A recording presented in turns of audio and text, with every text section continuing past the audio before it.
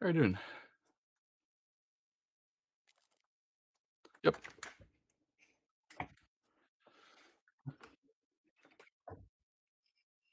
Yeah. Oof.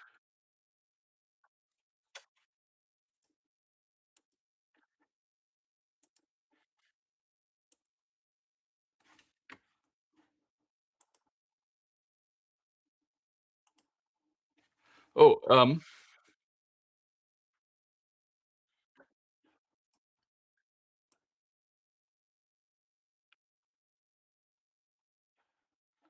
yeah, I think I'm currently, speaking live to the AGA, to the US Go Web channel.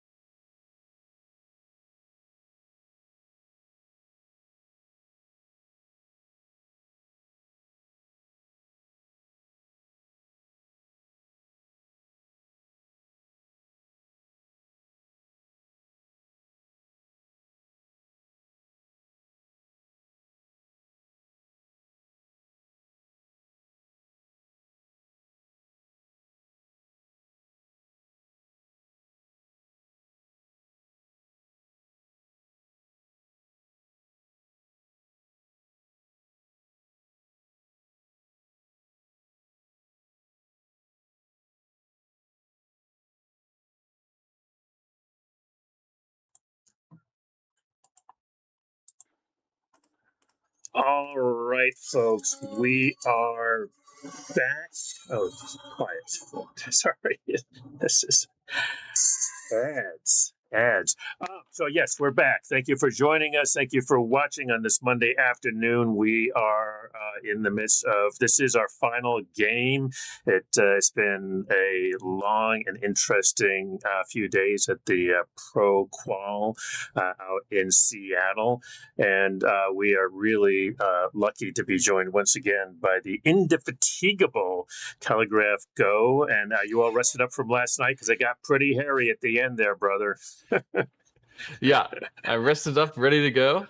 I'm fired up. Actually, I was really inspired, and I streamed a little bit on my own channel this morning. I just played Woo! some games and did some Sumago. Wow. It's fun watching the pro calls. How I can I was say? I was reviewing some of this and just hearing. I was actually looking. I was trying to grab that clip of Michael's moment of joy when he realized it was a half-point win, and just I was listening to you figuring out the dame. You know, it was pretty wild. All right, here's the deal. We're going to do an evaluation of where the game is right now, and then we're going to go back and take it from the beginning. But first, I want to, and I'll say this again at the end, but I can't say it too often, just a huge shout out to the entire crew at the Seattle Go Center for everything that they have done to pull this off. It is, it's not, as we've hosted a bunch of them here at the National Go Center. It's a lot of work, and it takes a lot of people stepping up. It takes a core of really dedicated, crazy folks to make it happen, and then a bunch of volunteers jumping in to do the game recording and all the other million little things. So we would not have been able to bring these to you without them. So hats off to everybody at the Seattle Go Center, and hats off to Telegraph Go, who's going to guide us through this one last dance. One last dance. Yeah, thank you. And indeed, much thanks to all the supporters. Lots of the people who are helping to run this are entirely volunteers.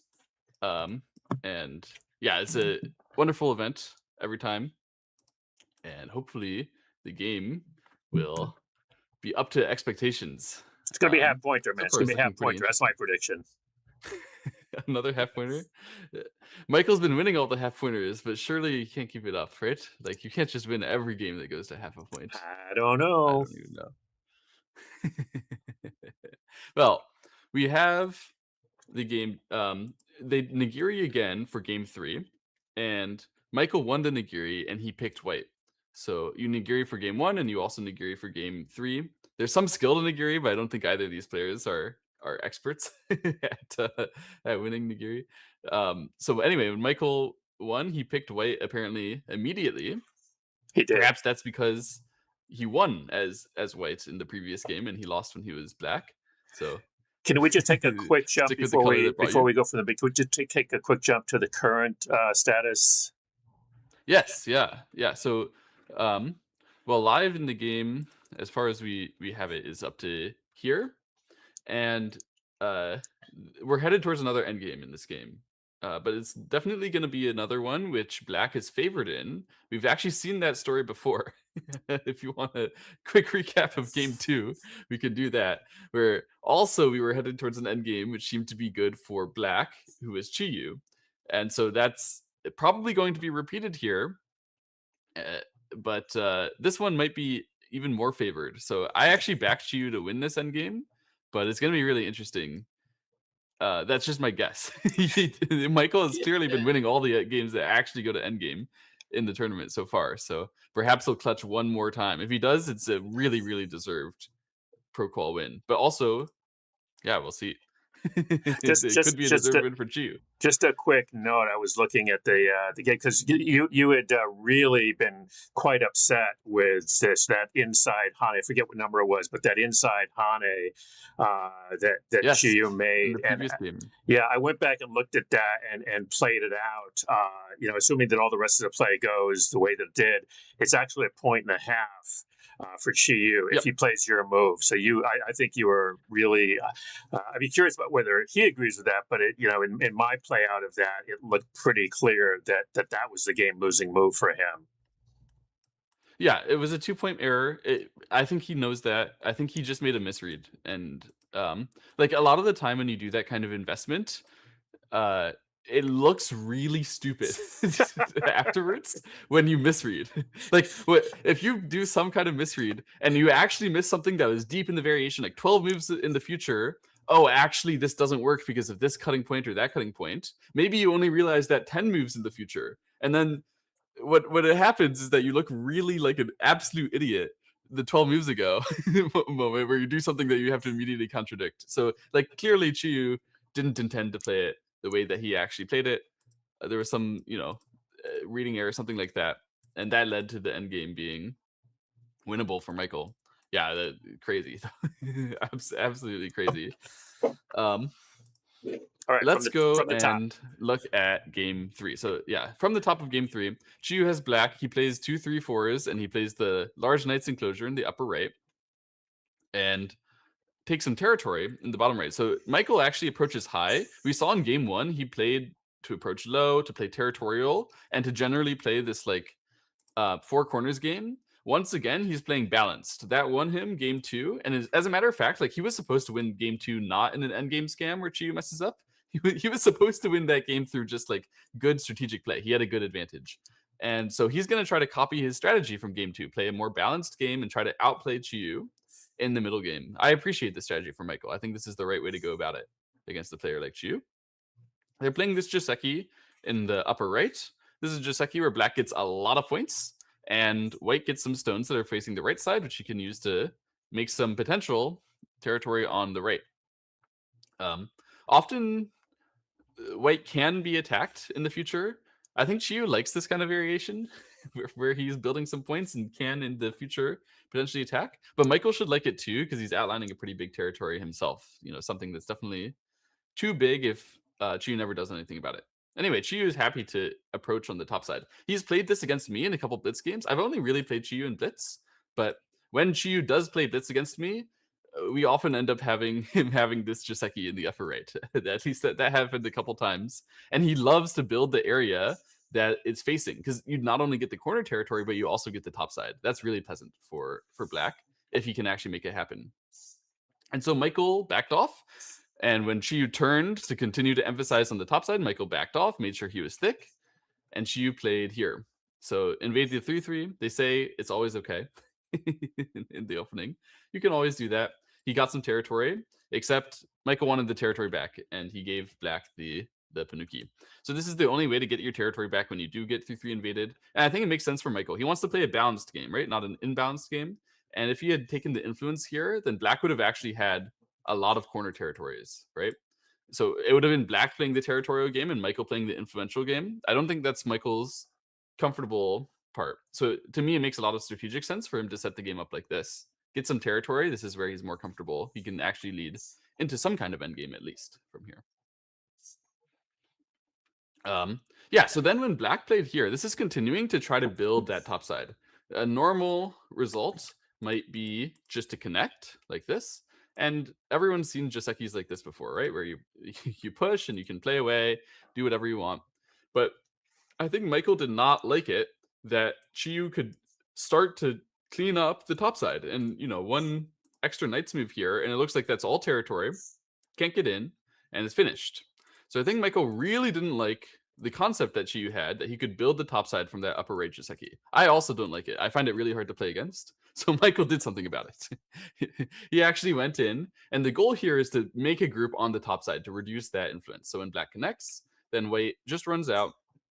The idea is to occupy this space so that black influence isn't doing anything but attacking you. As long as white saves these stones, it shouldn't be that hard. White's going to be fine.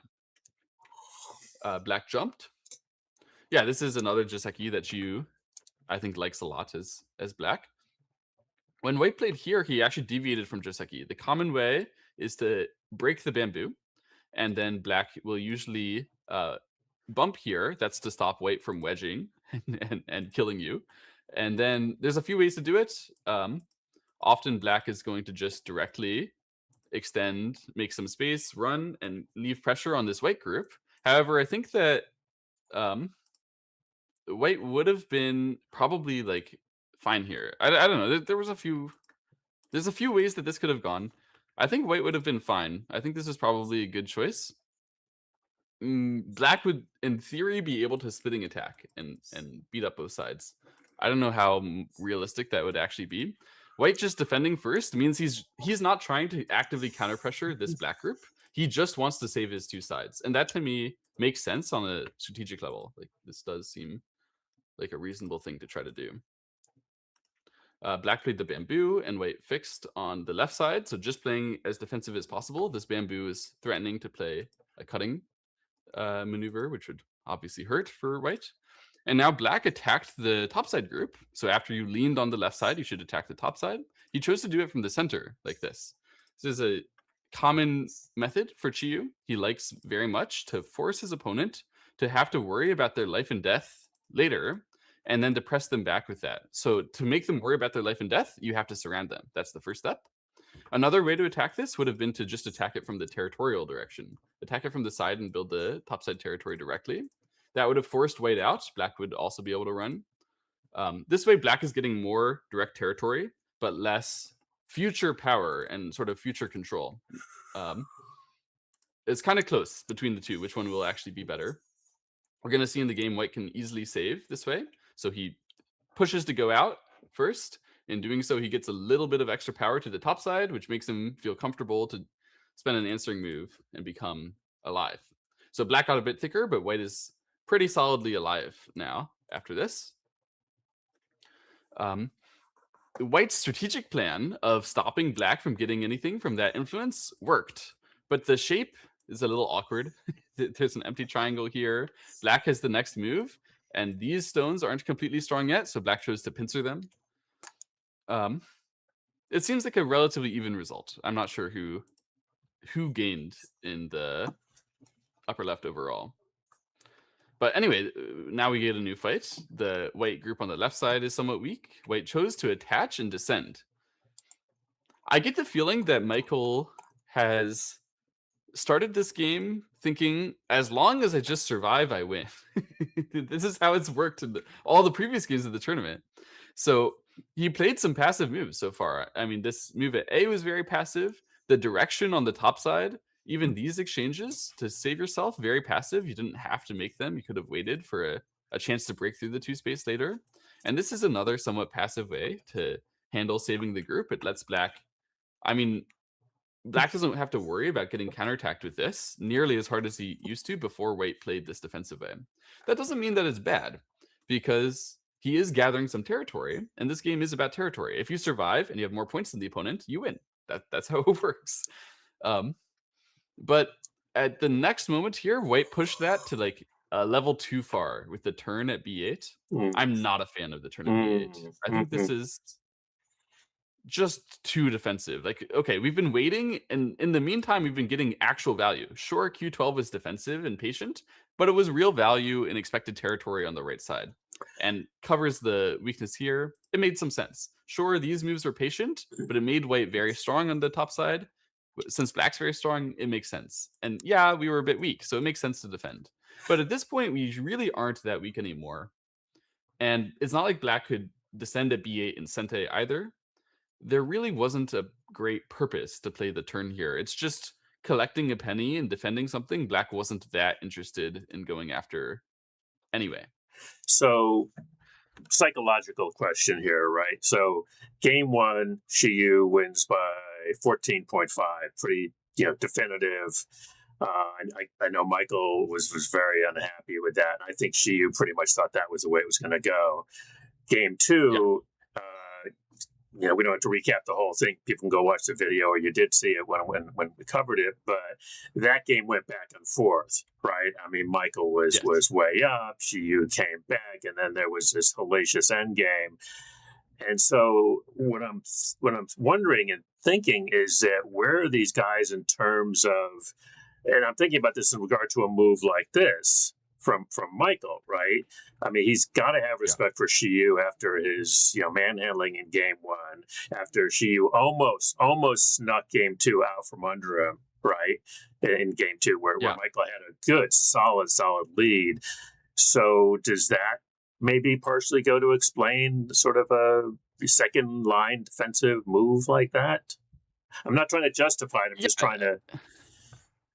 it's still it's not like a huge blunder to play b8 because there is like there used to be forcing moves on the side of the board over here at b6, which black would be able to use to stop white from really being able to cover the area.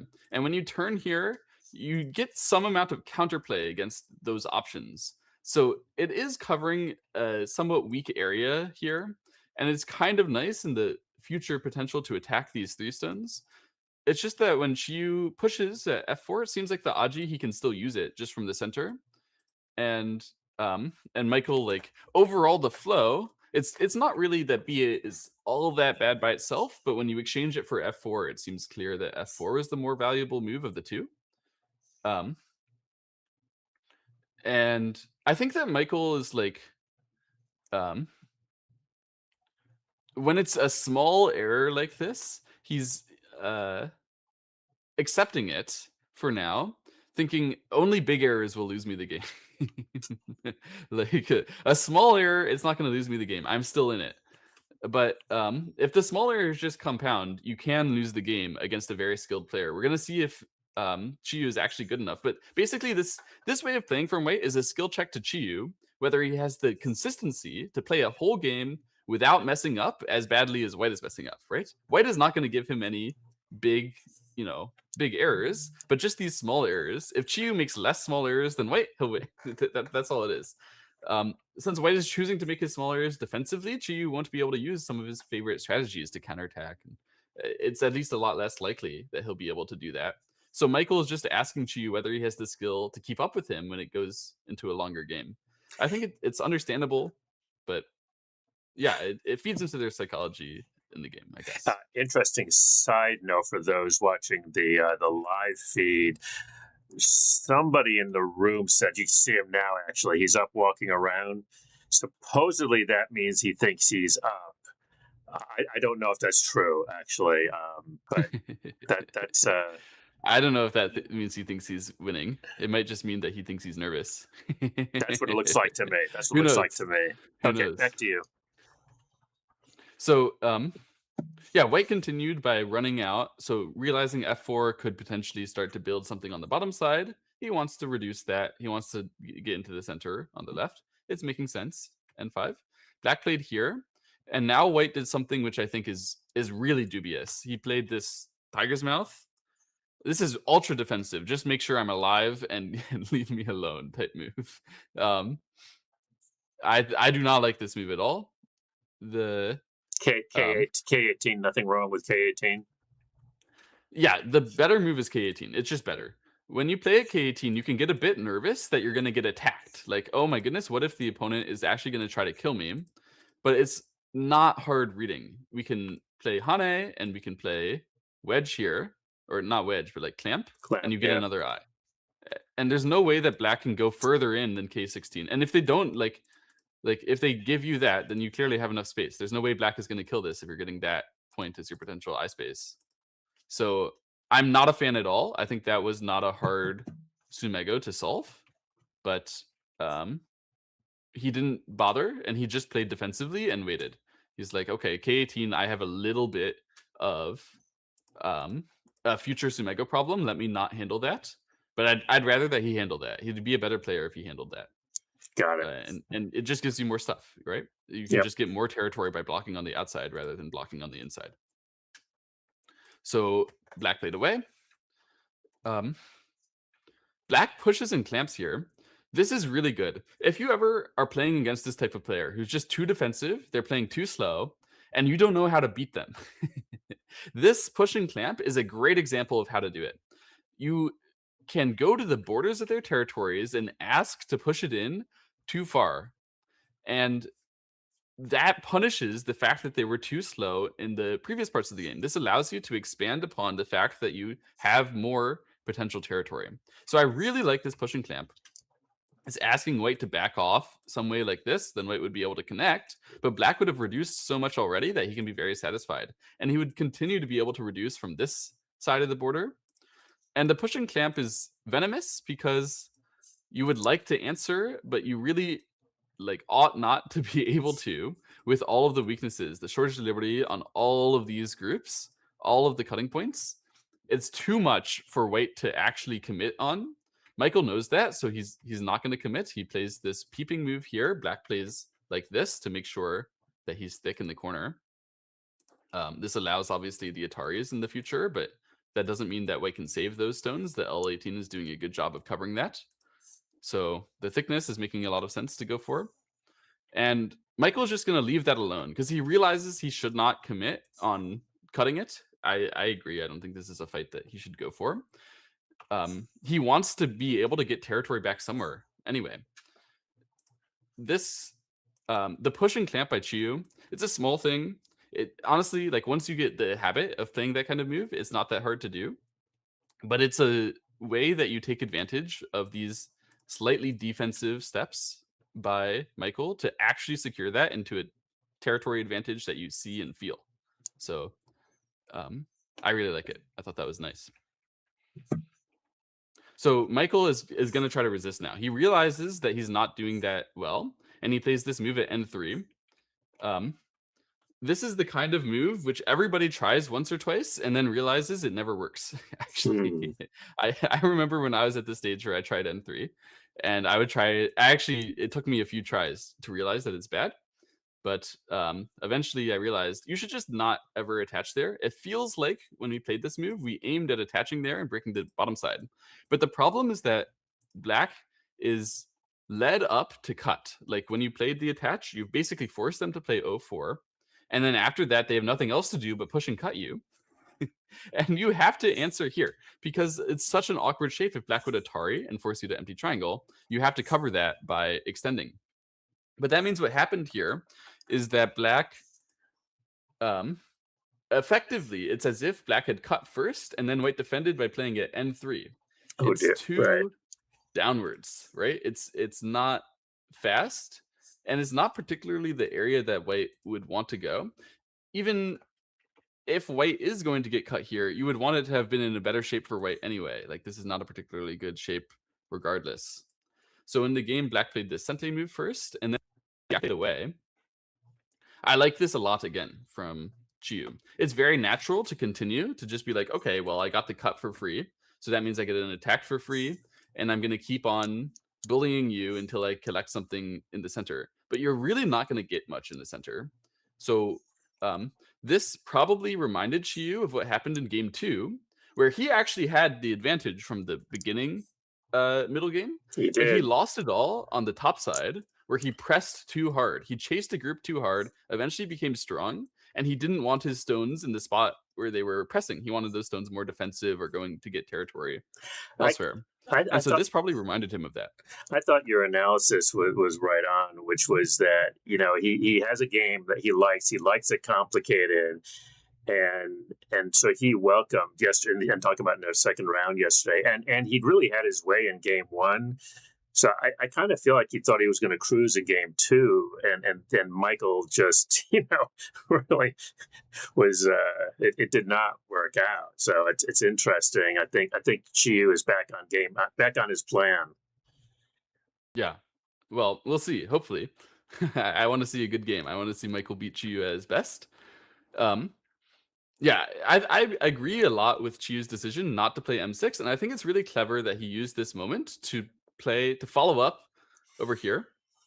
This is a great follow-up, of course, to the clamping move. It reduces all of the white territory. So black is scoring so much territorially by coming back to fight in that area.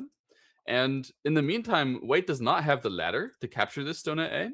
So white plays some forcing moves. He plays this one and this way, and he eventually comes back to capture in the way we saw Qiyou do in the game before. And Qiyou is just going to harass that slowly. He played at K3, making white answer. This is very similar to something that we saw happen in game 1, where Qiyou became slightly inefficient, and he's using that technique against Michael here, where this cut originally could have been like, if Qiyou would just commit on it, it could have been the decider for the direction where Qiyou has to make something out of the center and making the game actually pretty hard on black. to be able to justify a territory advantage. But he transferred this advantage in the form of shape that he has from the cut, the fact that white played in not that valuable of an area, he transferred this advantage into territory advantage on the right side, and then also some territory in the corner and on the bottom side. So this, to me, was very mature gameplay from Qiyou. He knows he has a lead from the beginning of the game, and he's transforming it in a way which is going to make it easier for him to keep. I thought this was a clear improvement over his gameplay in game 2, and really nice to see, actually. Well done. Such There was a such a moment in here, by the patient way. move. Such a patient move. Yeah, yeah.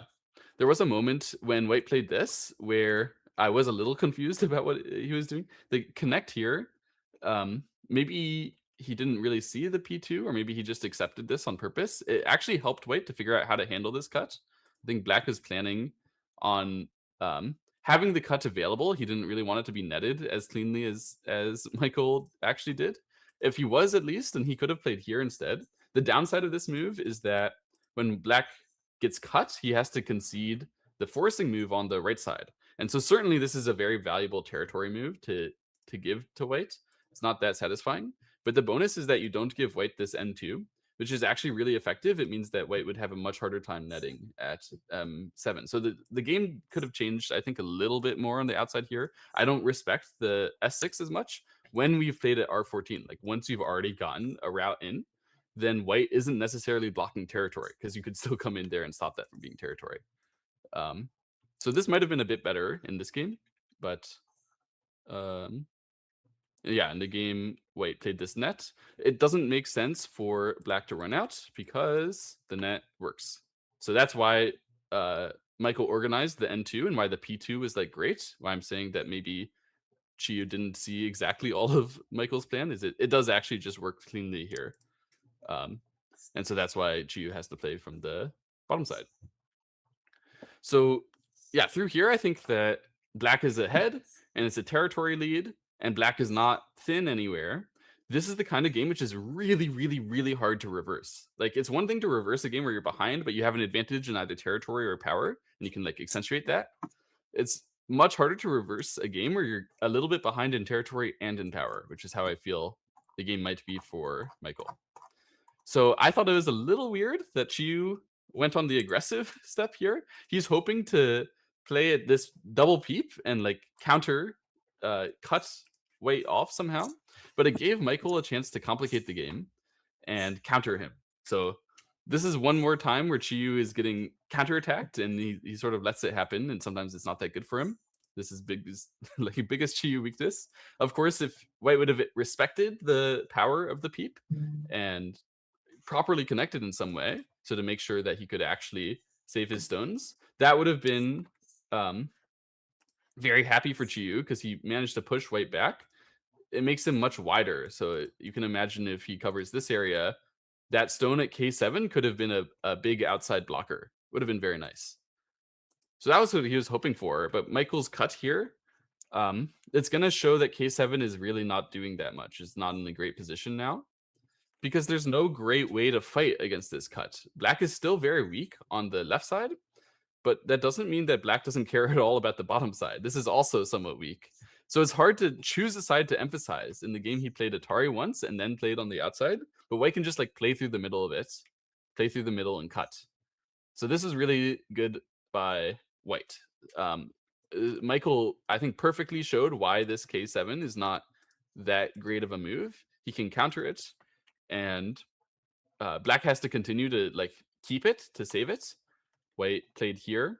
So white does have to save his stones, and black is harassing that when he plays at d6. He's asking white whether he's going to get squeezed or not, and white chose to push and play Atari here. The reason why he didn't play the cut is because black would get a very strong squeeze now. Now you can reserve either of these Sente moves, and you just have a super cleanly connected shape.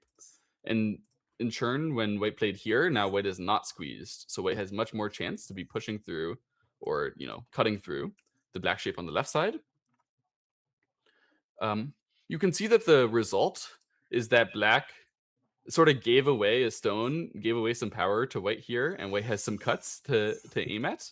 Meanwhile, black really didn't get very much from from playing out here. He got some extra power there, but it's still possible for White to come in there.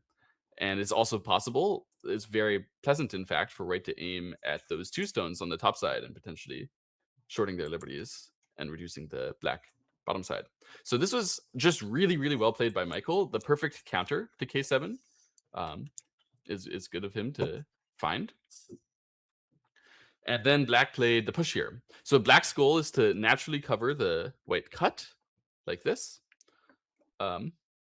White just let him do that. He just answered, and black covered the area.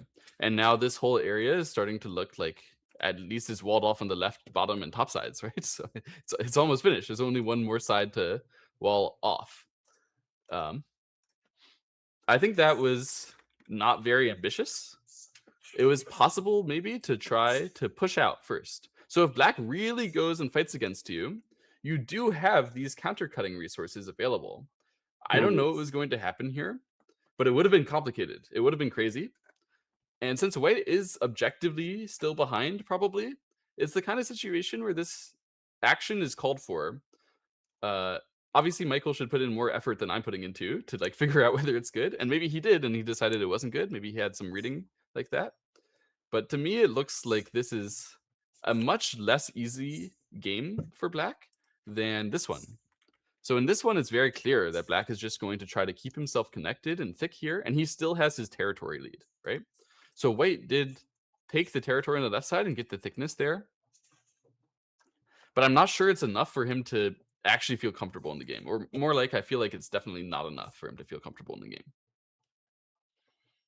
game. White played the attach here. Then the premise was to put pressure on the black bottom side group and get territory back. So white hanes, or black hanes, and white cut. Yeah, this is a sharp move by white. The idea is that if black answers and saves the 2 stones, you would squeeze and then break the bottom side. So now the whole group of black is dead because it only has 1 eye and no potential eyes over here. That was a good idea. So there's no way for black to save those 2 stones. That's why black Atari'd from the bottom side to save his group. And he played a forcing move. White managed to capture those 2 stones. That was a pretty big capture. That B6 move was forcing for black, and it broke the left side territory, but it might not have actually been the best endgame. He could also have gotten C6 in Sente. Not 100% sure how that works. Anyway, this is where we had the game in the pregame show, where I was saying black is ahead. Looks like black has a lead in territory. It's particularly nice for black to like actually try to solidify that lead by playing in the center like this. So there's still an open right side, lots of endgame possibilities to be had over there. This push at K18 is probably going to be coming in Sente for black during the endgame. That's one of the reasons why black is feeling really, really good about this game. In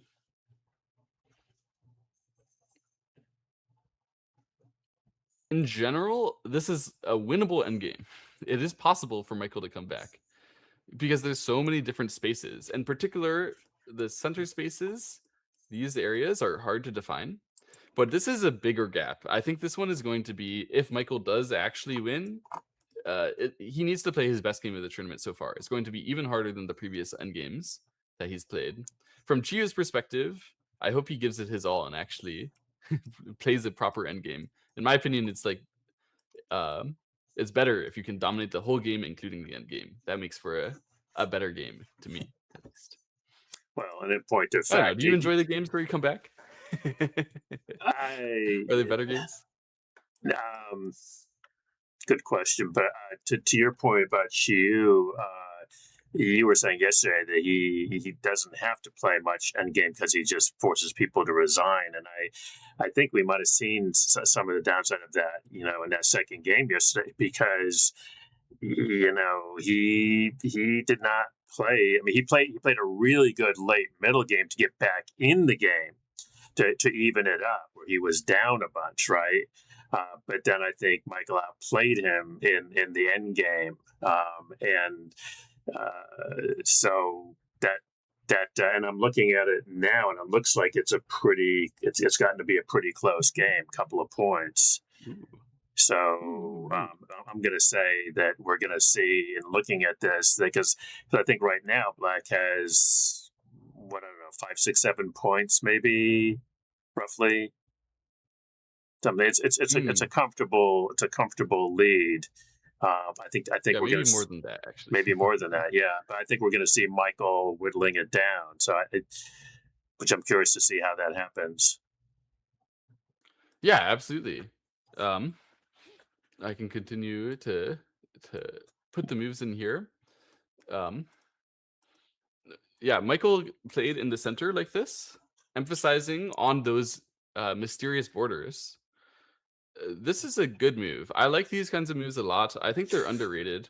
A lot of other players at this level are not playing these moves enough. That's my opinion. It really puts a lot of pressure on the opponent if you say, I'm the one who controlled the center first. Because from Qiyou's perspective, if he answers like this, then white bullied him.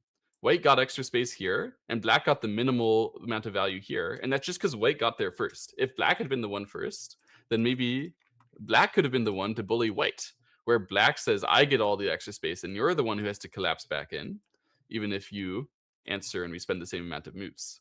So being the first one to play these kinds of center moves, it often gives you a control of the shape locally that just makes you objectively better.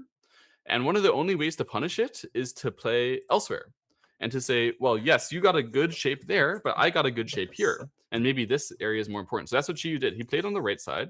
He broke extra territory over there and said, this territory is more important than the center territory.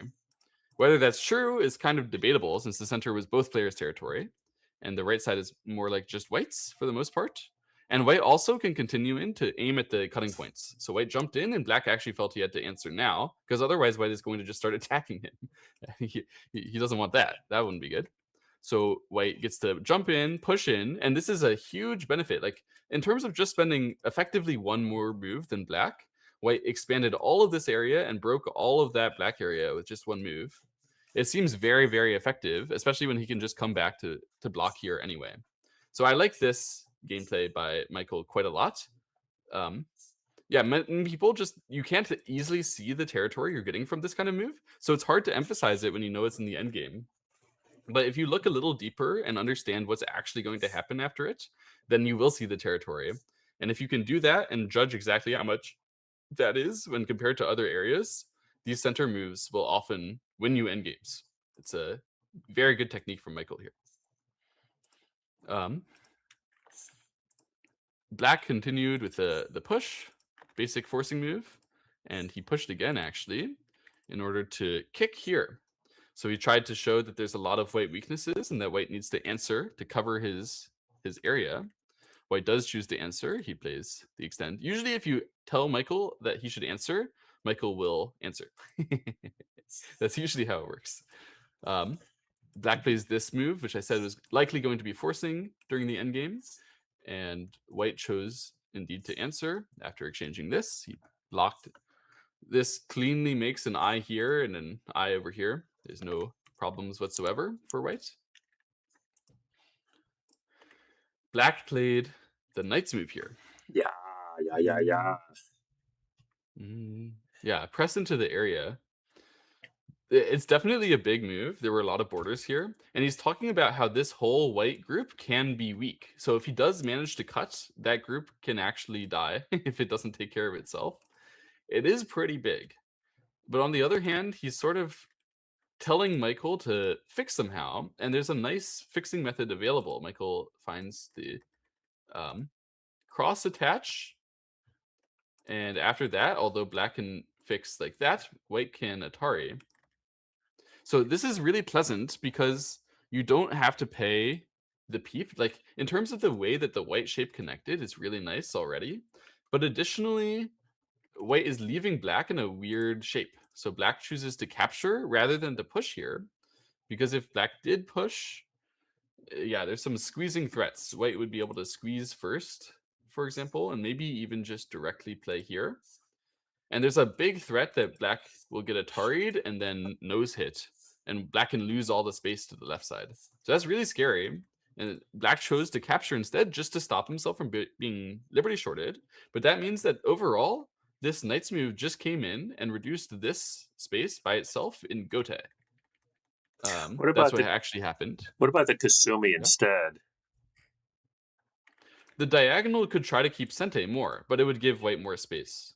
So that could be better actually, because it's very important to keep Sente in the endgame. But they also has I think the peep here is valuable. the follow up at N8 and Yeah, yeah, you can still mess around there. There's not all that much that White is going to be, I think, worried about with respect to saving this part, since White is so strong and this group is still somewhat weak. And obviously this part is very strong as well. So I don't really think that Black should have gone in with the idea of like targeting White weaknesses here. It was not that easy to access those weaknesses right away. It should have just been more calm endgame. Like, let me push the borders out as much as possible. And he's been, I think, slightly punished by Michael in this variation. Michael also plays the wedge here. This is a very pleasant move again. It's just aiming at the cut on the top side. Black can fix that, and White can later save that stone, which could be a couple extra points. He's not going another. to do it now because it's not that big to do. There Yeah. there are 8 points sitting there with the Atari at P14. I know it's complete Gote, but 8 points is feeling bigger and bigger. What I mean, they both know about it, Yeah. obviously. Yeah, they both know about it. So that's one of the things that Black could have done instead of doing this. But when he does this and he ends in Gote, Black is going to give White this opportunity to cover it. So that's exactly what White does. He plays, and his plan is to play like this in order to cover that right now. And Black resists by pushing. Those points were definitely big. It was one of the things which Black could have aimed at by playing I like like that. right I now, like like that right away. better. I haven't sussed out the count on it, but it just I just think if you're gonna take Gote, it better be really freaking big. And I don't feel like what he did was big enough. Just that's just me. Yes. It looked like it was going to be Sente, but this method from White was a good way to stop it from being Sente. And um, so yeah, here he had to extend to answer to that, and White connected, and now he captured. White plays the Atari, and Black connected the cutting stone. So he is still trying to put pressure. There is some amount of pressure on these 4 stones, and there's also a little bit of pressure that Black can play A and try to reduce the White area using the weakness of those stones, and even like the overall weakness of White. So this cut does have a lot of reduction associated with it, and a little bit of additional benefit in the form of Black territory. Again, it has the smell of Gote. It's possible that it can be too small if White finds a good way to answer to all these threats and get the next move. I think the left side is still very, very big as well. So in the game, White chose to just answer like this, which doesn't take Sente. It is a solid thick move. Perhaps he just thought this is the most important area. It's honestly not unrealistic. It seems totally possible. Black plays this diagonal move. White plays the answer, straightforward connect. And now Black plays on the left side. He played the peep here first, actually. Mm, Is that really like effective? I want to see whether Michael thought it was effective. Okay. He exchanged this Sente move and then he connected. So this is one way to call it somewhat ineffective, where you're saying when Black connects under, you get an extra Atari by exchanging 37 early. And that gives Black an extra weakness that they have to take care of. In the end, the shape would look like so. And White would be obviously alive, reduced a little bit, but White would have the next move. It's a sort of a Gote reduction. It was also possible for Black to peep here. I was expecting this one because it puts a lot of pressure. Like if White gets the extra topside territory, this Atari would be so pleasant to get extra points for Black in the center. So I was expecting that after this, White would want to answer directly at in the center at the connect, and then maybe you could do better than So now if we just played attach here and maybe like this, it seems better than the Gote way. This way, Black is getting Sente. And you could also try to do even aggressive ways. Something like this could try to actually capture some white stones. It wouldn't really work, would it? But Nice try. yeah, no, not working. But I still think the peep might have been a slightly improved endgame variation there. Anyway, in the game, black connects back to his stone not along the second line in that obvious way, because as you saw, there's going to be a shortage of liberty. So he chose instead to do it on the first line to try not to touch these stones on the third line. It's a common idea, something that's worth remembering. When the opponent has a bunch of stones on the third line and you want to connect back, just doing it directly is sometimes not as powerful as trying to do it in this sort of sneaky way. Instead, sneak underneath can avoid filling your own liberties and actually give you more thrust into the area. So because he did that, Wei ends up taking Gote like this, and it's not that ineffective after all. Although maybe he could have reduced a bit more by getting some more space himself. Anyway, in the game, black finally goes and plays the Hana here. So this was so big. This was the big Gote that was screaming as well. The actually big single endgame spot. It's really nice that black got this. This is a good endgame from black. It puts so much pressure when you have to worry about the clamp, you have to worry about the Hane, and you have to worry even about the whole group getting shorter liberties when it comes to pressure in the center as well. I really like this move. Hard to answer for Michael, hard to figure out what exactly he wants to do. He chose to play this one, the wedge. That looks like a great answer, actually. Seems like that's really effective because black needs to save these stones. Excuse me, that's what he did. He decided to save these stones, and Michael can now capture the 2 stones in Sente because he's threatening now to play the Atari at A. Black needs to recapture, and white played the cut. So this way of answering to the Hane Connect means white is holding behind. He has a Sente at A, and he's really, really thick in the general area. And he did this all in Sente because black decided that these 3 stones were important right now. This was like the last big endgame that would have been bigger than saving the 3 stones. So that was really nice by white. I think that was really well ordered. Just clean gameplay. Nothing really wrong from black either. This cut is interesting.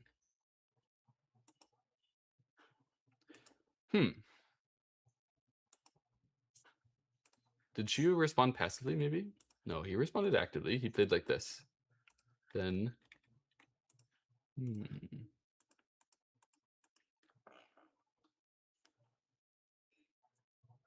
What did white really gain with this cut? Doesn't it give black a couple more points and like solid connection? Yeah, I wanted to ask you about this because I was looking at this when I watched this when it was going on, and I didn't understand White's play at all. It looked to me like point losing, right? Was he misreading? Was he thinking there was something there? Perhaps he just wanted to reduce the black territory here. Yeah, but why not just play was it M2? Here? Yeah. That would be... That's one and done, right? Better. Yeah, you could anytime you could just push here if you wanted, right? There you go. So this way we reduce 1 less point, but we get more potential points, and yeah, it didn't really make sense what white did. It's like black is way thicker over here as well. It looks a little tricksy, doesn't it? Yeah, somehow this happens occasionally. Like this also happened to Michael in one of the previous games. Which one was it? In the game 1 of the finals.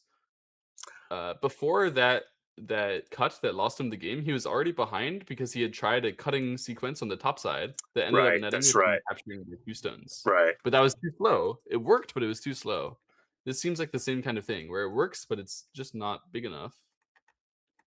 It does secure him at least the Sente move here. Perhaps he really, really values the 59 move in Sente, but I don't think it's that significant. Because you could usually get that Sente move anyway when black was going to save with the life on the bottom side. I don't know, but in the game variation, black is is where white should be. 54, so, black 54 says there's an additional resource. There's a ko here after I play at M1. So this must be something that white is aiming at. If I play and you have to answer to live, then I can play like this and try to break your corner territory. So maybe that's what he's thinking of aiming at with this cut. Okay. Mm, All right. okay, I didn't see it. I didn't see it, but it could be a real thing. That would be quite a clever way if that is indeed the plan. Oh, it seems like it is not the plan. He did not do that. That would have been clever, but in the actual game, he just played some Ataris. So instead of playing for that ko, he just played some Ataris and connected here. So this is not threatening the bottom side in the same way. The ko doesn't work as black can respond on the other side. So, okay, so what you're talking about is that he might have aimed at it from afar, but then at this moment not realized that there's a problem. If you try to capture it, then I can make another eye like this. That's very straightforward. How did I not read that? My bad. Thank you. Thanks for pointing that out, chat. Yeah. Streamer reading is streamer calculation. Very, very bad. Sorry about that. So this did not work, and that's why he exchanged it now. That's why he gave up on it, and he only played N1 and Sente, forcing black to answer, of course. Okay, and he exchanged these Sente moves. So we are headed into an endgame here. You can see that Michael doesn't have the same fear as Qiyou to just play these blatant pushes that fix black cuts. He just fixes black cuts and presses black's territory back. That's because Michael appreciates that he wins when the black territory gets smaller. I think Qiyou does appreciate that, but he would rather kill the opponent than push his territory back. The style differences are really clear. Yes. Is there so finally Michael played here. Is there anything, I'm trying to read it, is there anything with a Hane for black at P8? Is there anything happening there? Or not really? I'm just There looking is at something happening there. It could be a ko. That ko is like really heavy for black if black tries it, because he could lose a lot of stones, Sure. and then his stone would be poor. Depending on the co-threat situation, we could be seeing that sometime soon. I Okay. don't actually know the co-threat situation. Takes some time to figure out. It looks like white has a lot of co-threats. At least there's like 2 here, a third one here. I don't think that black is very co-threat rich at all in comparison. There might be a couple, but it's a lot harder for black to find co-threats. So I suspect black is not really interested in starting a ko, at Okay. least for now. Got it. So white played here. Black saved the 1 stone on the left side. That's quite large. White played the push. So the reason why it's quite large is that this white group is not 100% alive yet. So we might be sort of forcing white to play a defensive move here. Indeed we are. So white plays the connection underneath, which allows black, of course, to save at 74. And black gets the block in the center. An interesting block by black. Actually, I'm not sure that's the biggest move. It looks like what he was thinking about was that if he wouldn't do anything, let's say he plays away, there's potential for white to Hane and then capture Shenanigans. these stones. Shenanigans. Yeah. So black would have to fall back like this. White would only get to connect here, but it is quite a lot of entrance. So I guess it makes sense to block here. This is getting enough territory to be worth a move. It probably is bigger than the other things available. White can play the churn, black blocks. And white fixed that Aji on the right side. He just played the Atari here. Yeah, we are actually headed into the late stages of the endgame now.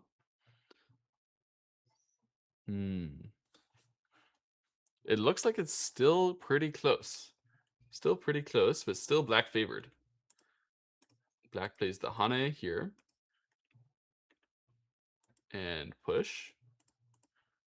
Nice to see that from Qiyou. Just push the white territory back. Peep to make sure white doesn't get a point there. I like it. And peep here. It's an aggressive move from black. White plays the push here. Yeah, black should just save the peeping stone. So it's not, no, he doesn't play there to save the peeping stone. He plays this way. And pushes in. It's not particularly aggressive in the way that he's trying to kill, but it's just trying to get in as far as he can into the white area. That's the right kind of aggression in the end game. You want to be greedy for points in the end game. You can be greedy for power in the middle game, but in the end game, it's time to be greedy for points and getting an advantage that way. So it looks like white is going to have to answer this, and we're going to play a proper end game out from here, just the final stages of it. The players should not make very big mistakes from now. This already, the game has sort of speed run That's into. what you said yesterday, and then you came up with his brilliant Yes. blunder. Well, they shouldn't. Hey, listen, I wanted to ask you. So you say proper end game. What is proper? Proper? You don't mean it like in an English way. Proper. What's a proper end Yeah. game? Well, in the middle game, the majority of the value of your moves is in the form of weaknesses, cutting points and weak groups, life and death problems, surroundedness.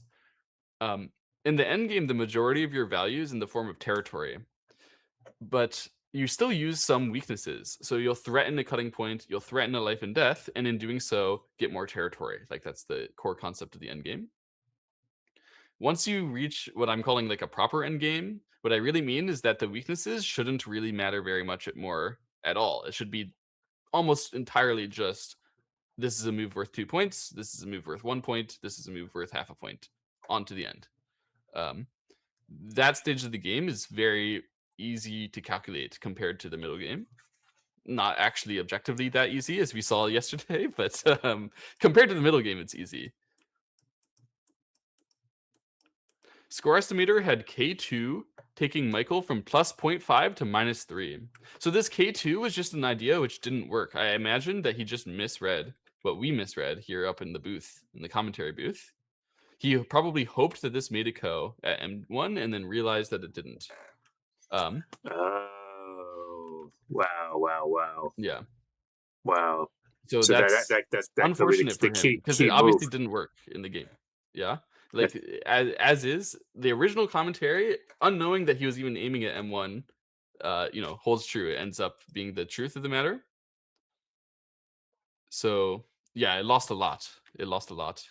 so much. It AI says, could be the game right there. yeah. Another chatter says that this push by Michael lost a couple points as well. Which I'm sorry, which Um, push? Which one? the push here, this push just to push black back. This is the kind of thing which Qiyou would never do, where what happened is that black connected his cutting point for free Yep. while white just pushed in the border. So Qiyou hates doing this because sometimes it loses a couple points because there's a better way to use the Aji, a better way to use the cutting points. He would never have done this early. Michael believes in pushing the opponent back, so he can do this as long as he doesn't see a reason why it would be bad. Like if he sees a good use of that cutting point, then Michael would not have done this as well. So if AI says this move lost a couple points as well for Michael, then that just means that there's something special that you could have done with that cutting point, which he didn't see. I'm looking for it. I'm also not seeing it at the moment. It's a little tricky. Um, mm,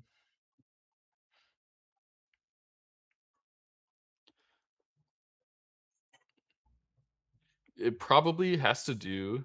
Oh, hold on. Let me be careful. What about? And I haven't read it out completely. What about like G17 for white? Is that just too clever by half? G17. You mean along this line somewhere around here? Yeah. He's Yeah, I mean, he's not going to disconnect black, but maybe he can cost black a couple of points. I don't know. it's uh, possible to cost back a couple points. This is the kind of thing that could happen. Um, I mean, it's hard to sent. calculate out exactly where those It's points would also. be. I mean, it's certainly sent a. He's got two places to connect out. I feel like it's going to cost black. I feel like it's better than the game move anyway. Simply pushing here does mean that we're just going to be pushing from both sides. Like it's effectively like this, and then push here. This is what's going to be happening. But we hold the 70. Like we at least hold this cutting point still existing. to me, it's actually making a good amount of sense because this will not be black's like actual point of territory. I can't yet find a way like for this to be bad. You need to do more than just reduce the same amount. You have to push black back further to spend more points inside, more territory inside. In the game, black actually ended up investing a move here, right?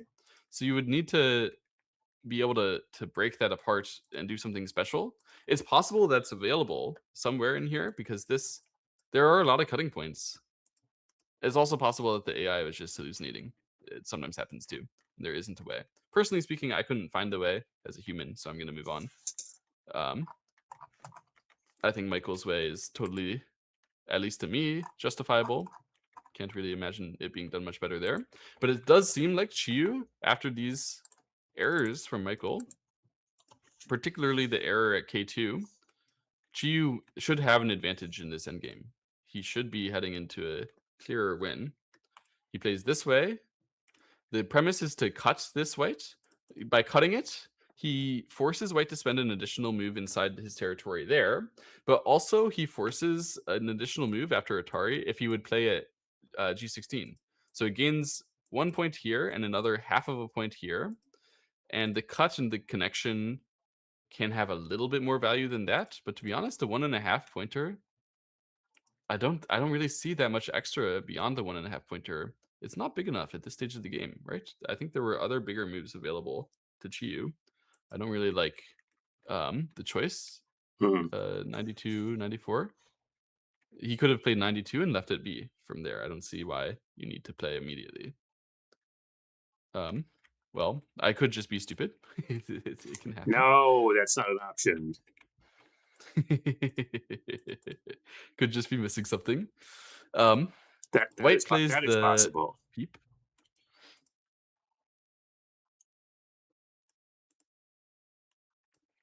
So, yeah, white is just going to be pushing black the black territories. White Ataris, black connects, and white plays the press on the black eye. Obviously, black is going to make sure to be alive. And finally, white plays this turn. So this turn is typically worth 2 1/3. So it looks like black played a 1.5, white played his beneficial sente moves, and then played a 2 1/3. It should gain quite a bit for white in the flow of that endgame. White just gets an answer. Black has to answer to this white sente move as well. White plays this one. That's also sente. Another sente move here. Perhaps he was counting. These are getting to be meaningless sente at this point. Actually not particularly useful. And he even filled this, which is, I guess, a minor mistake. It loses a co-threat. He's just playing sente dames now, indeed.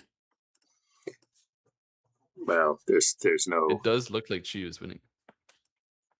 Yeah, SE's got him at 5 points at this point. It's very hard to see where white's going to come up with 6 points. Yeah, I did not see that. Oh, and Daniel needs to let his half pint idea. He just need to let that go, Daniel. Not happening. I don't think that there's a chance from here. There is. There's a little bit that black did gain when he connected over here, when he cut and connected. He also gained a little bit of thickness around the cutting point on this side, which allows him to play this move, shorting his own liberty to reduce white's territory by 1 point and worry a lot less about white's counter in the Atari in the center. I guess once all of his liberties on the outside are filled, he would still have to spend 1 move inside regardless. But yeah, maybe like I don't know. Maybe somehow it will profit black something. And the game, black exchanged this Atari. That's a good exchange just because it means that white can't play here, I guess. The point is that white has to spend a move anyway on the inside, and you're sort of making it more thoroughly forceful. White can't fix that and like fix all the cutting points, fix all the co-threats. Black exchanges the Atari as well. This game is actually unthrowable. Actually. Legit. I think black wins. So this is going to be Qiyou's win. Now, Qiyou actually played this game quite well. He secured a nice advantage from direction of play in the beginning. Michael was coming back with second half power, but ultimately Michael made a misread. You just can't get everything right in the end game a bunch of games in a row. You can get a lot of stuff right, but everything right, not even the super top pros are going to get absolutely everything right. So when he made an ambitious read on the bottom side, it countered, blew up in his face a little bit, and Qiyou had the lead in the end game from then on. He did indeed seem to be in control the whole time. Yeah. Yeah, although I think it would, he had quite a lead, and I thought Michael did a very good job of whittling away at that and getting it to within a couple of points, which is sort of Michael's happy place. But I think Qiyou was not gonna screw around. Not that he was screwing around in game two, but I think he very interesting, and with the where Michael just thinking he sees something there, and it's just not working out, and actually losing points at a creep. And I think to your point, it's a long the game last night was almost 400 moves, 4 hours. It was 400 moves, right? And Qiyou's game losing thing was at move 3 something, So, Yeah. which means he played a lot of other moves right. Yeah. I believe, by the way, this has been sort of interesting to look at, that there's still a little bit of Aji at A the whole time. I believe in their actual game that they fixed that. I'm going to take a look at the live board. It's a little hard to see. Oh, But, yeah, that must be. It can't, I'm fairly certain that the scribe just forgot to exchange. There's no way that it would still be here, as they were playing Dame in the real game. Like, I haven't put in all the moves. They're just filling in all the Dame. yeah, that's got to be a But scribe. That's got to be a scribe error. the scribe must have just not noticed at some point when they exchanged black B for white A or something like that, which is innocuous exchange. Nothing really happened. Yeah, no, I agree. As a longtime scribe, I can tell you it is so easy to miss, especially later in the game when the board is full and people are jumping around to different places, and you look away for 1 sec, and then you look back and you realize, oh, they played, and I don't know. And you can't ask at that point in the game. You cannot ask because they are deep in it, right? And so you just have to look and try and figure out, like, what are the stones that are there on the board that are not there, and the thing is they keep playing, you know. Yes, of course. There's no time to catch up. Yeah. And you just really hope it's not a half-point game. Yeah. The looks like they're getting ready. Either they looks like they're getting ready. Looks like they're counting now. Yeah. I think so. Let's see what we got from the chat. Counting soon. Perhaps passing now. Passing now. So yeah, looks like they're gonna. Should be, I think, like five for black, maybe. Yeah. I can check at the end. It depends on exactly how this AB situation resolved, but let's imagine just it resolved as expected.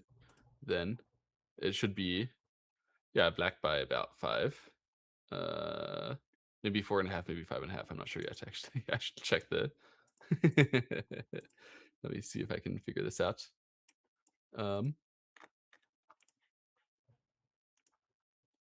Black by 5.5. Qiyou has become a professional.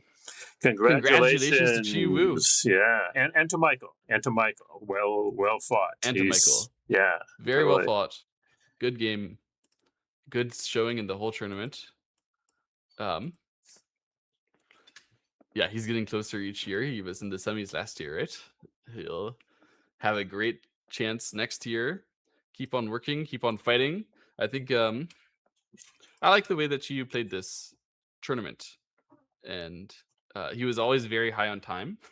This is something that we kept seeing from the scribe, is that um, Qiyou had a lot of time left as he was entering the end game, even 24 minutes after the game was largely decided um, And at talk the end talk game. just a minute about that, because I think people don't often think about that. But to me, it's a huge advantage, especially when you get in these, you're in the end game and you might have a big going. You've got, you're trying to calculate the score, and you've got no time. Yes, yeah, yeah. It meant that Qiyou did not blunder tactically. y- Really, more than I mean, I can't remember the last time that Qiyou had a tactical blunder in this tournament. He had some positional misjudgments, Mm. as everybody does. That's just all pros will have positional misjudgments as they play their game. But he managed to keep enough time in his clock that whenever he might have played a tactical blunder, if this was actually a blitz game, he did not. So that makes him very strong in the game. Many, many players in these longer time controls will try to play better strategically and then make tactical blunders and lose, and Qiyou does not do that. Um, that's that's tough to play against, as we saw. And yeah, really well done by Qiyou. He only lost the one game this whole tournament, where he was outplayed by Michael a little bit in the beginning, came back, but got also beat by Michael's endgame again. Yeah, really good games. Really good I games. This mean, is fun. you got to say the only game you lose in the whole thing is a half pointer. You got to feel pretty good, Yeah, yeah, for sure. you know. um, All yeah, right. I mean, very, very big congrats to Chiyu. Um, he's also a great guy. Uh, Also, avid Go player, passionate Go player. Mm, mm. Really happy to have Chiyu be the 11th pro North America. Very, very And cool. we have to underline that we did have two Canadians, in the final, which Yeah, and I'm feeling kind of good about that, because the Canadians got knocked out of the World Cup. So I feel like hopefully they'll get a lot of attention for that. It's like, well, we didn't get the World Cup, but we became a U.S. The North American pro. That should be a pretty good win. yeah, for sure, for sure. Um, yeah, I hope Michael doesn't take the loss too harshly. Um, No reason for him he to. did indeed Absolutely have a no lot reason of, for him. No, he took it. He took it yeah, to he a had a lot third of great game. moments. To be in the final and to take it to a Absolutely. third game is very, very respectable. And frankly, at the rate in which, I mean, he is. Nobody can tell me that guy is 5 down. He was, he's definitely improving at a tremendous rate. So I think, that he's going to be, somebody definitely to yeah, he'll come in as a favorite in the next pro call for sure. Yeah, as long as he keeps at it, keeps loving Go. I hope he finds a good way to enjoy some Sumego. If he has the same reading as like Shinjin So, he'd be unstoppable. He'd be Absolutely. very, very, very good. His strategic understanding is unmatched at his age. I don't think we've ever seen a teenager in the US with this level of strategic depth, with this level of commitment to the end game.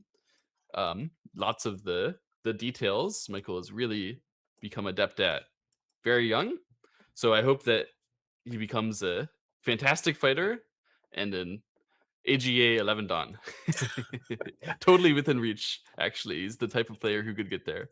Um, Absolutely. so yeah, Thank you, thank you, thanks thank very much you. for having me. Really, no, It's been no, awesome. it was totally awesome. Really enjoyed. It's fun for me to see this whole different group of commentators coming along, and you all have your own distinct personalities. And I just from my point of view, as somebody who's been doing, covering these for a long time, it's really exciting to me.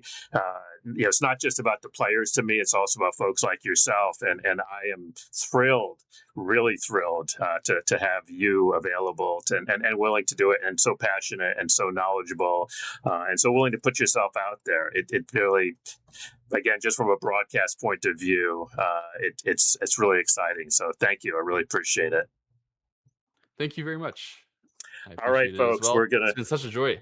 we're gonna Let's call go. that. We're gonna call it, and we will look for us in a couple of weeks at the U.S. Go Congress. We're excited. Yes. The Canadian Open last weekend, the ProQual, just all sort of warming up for the Go Congress. The big news at the Go Congress, of course, is that they've combined the U.S. Open with the Masters, and so that means that it's going to be. There's a lot of interesting things about it from a broadcast perspective. We have 9 of these electronic recording boards that we've been using in recent years, and so one of the new things we're going to be doing this year is that that gives us the ability to cover a bunch of top boards, but it also gives us the ability to do something we've never been able to do before, which is to cover like a single digit Don game and a single digit Q game. And frankly, that's where a lot of Go players are, is in those levels. And it's fun to watch the top players, but these are where more of your friends are likely to be. So we're looking forward to having some of those games. I'm sure it's going to make those players nervous, but it's good experience, it's good training, and we're looking forward to doing that. Yeah, and I'll be there. So if you see me there, don't be afraid to say hi. I'd love to chat to anybody who loves Go. And I'll see you all next time. See you around. All right. Take care. Take care, everybody. See you next time. Bye-bye. Let me go to this and